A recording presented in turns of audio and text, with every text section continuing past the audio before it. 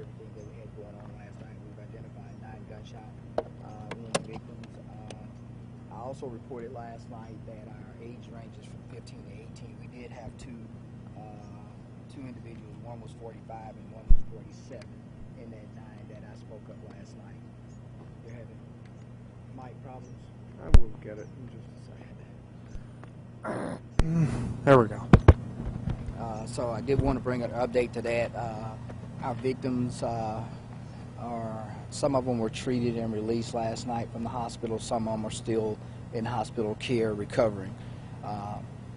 Shortly before daybreak this morning, our suspect, D'Angelo,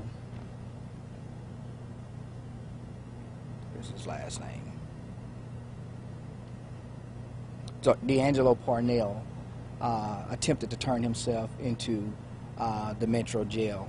So we were able to take him into custody at that time. He is going to be charged with 9 counts of attempted murder. His reckless action and behavior last night while attending a high school football game between Williamson High School and LaFleur again resulted in multiple people being injured as a result of his reckless and cowardly behavior. You know, I said last night that I felt that as a department we would take the person responsible for this event into custody, and we have taken him into custody. But what I'd like for our community to really understand is that we all need to do a better job of making sure that we prevent these type of incidents from occurring. We know, we have knowledge that some of this that occurred last night, that there were adults that were privy to information about this type of event potentially occurring in our community. And we need those adults that when they have that type of information to step forward. We need everybody that's associated with either the high schools or associated with the neighborhoods to step up and do their part, because when young people are injured, when they're trying to attend an event that represent their schools, or we're celebrating the abilities of young people in our community, we don't need these type of things occurring. And again, this was a cowardly act by an individual that did not know how to deal with the conflict or the disagreement that he was having with somebody else, other than recklessly discharging a firearm into a crowded venue. That's unacceptable.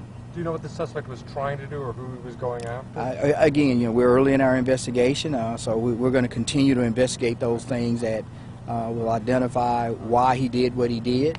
But nonetheless, we do have him into custody. And do you know if he attended one of the local high schools? He was a student that actually attended LaFleur High School. And when he was shooting, was he just shooting aimlessly into the crowd, or did he have a target? Reckless action. It didn't appear that he had an intended target. He fired, and again, because of his reckless behavior in a crowded venue, that's just unacceptable. Could you again update us?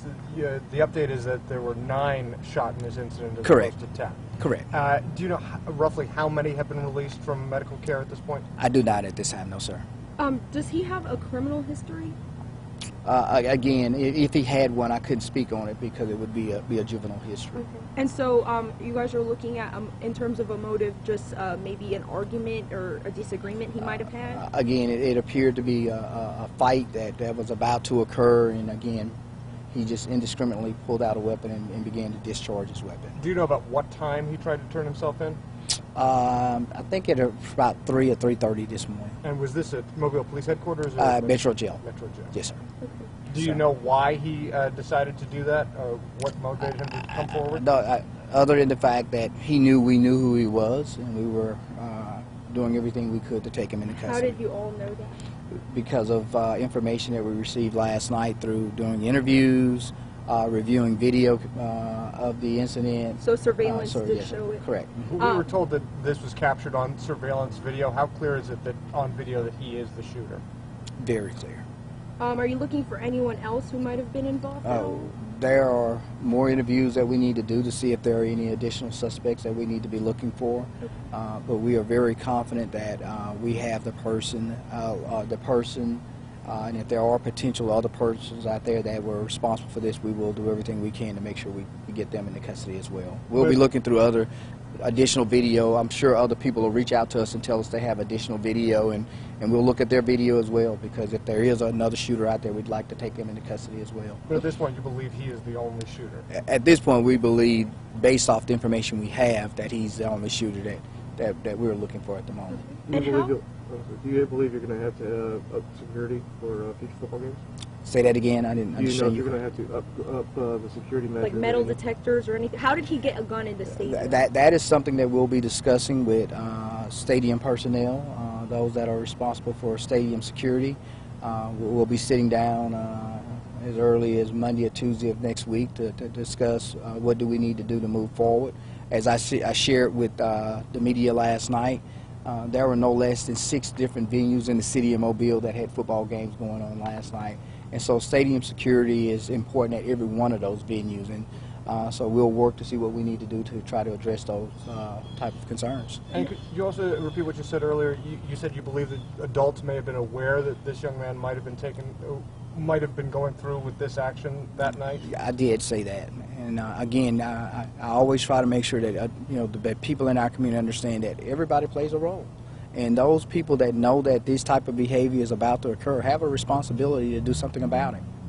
How many people were hurt? I know last night you were saying someone had a seizure, right? How So many people were hurt? we've identified at least one individual that may have had a seizure as a result of it, and another individual that may have injured a hand or something like that, trying to get away from the chaos of what was going on. And of course, there may have been some incidents that were not reported to us either way, but those are 2 incidents that I am aware of specifically associated. Were those 2 among the 9 total, or are those outside of the 9? They were outside of the 9, yes, sir. So how many people are in the hospital this morning?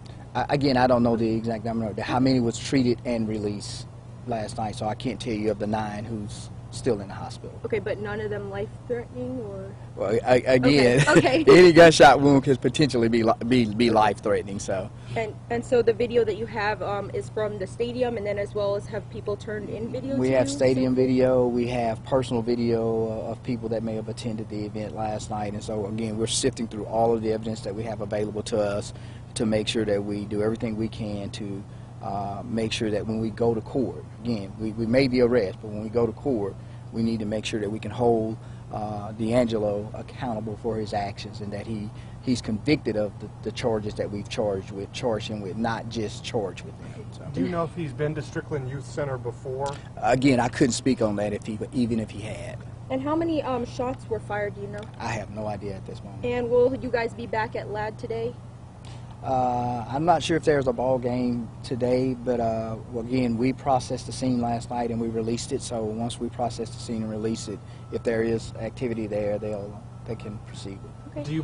I don't know if you know this off the top of your head. Do you think you'll have a bond hearing on Monday or Tuesday at this point? It's my understanding that most likely his bond hearing will be on Monday. Thank All right. you, Chief. All right. Thank you. Thank you.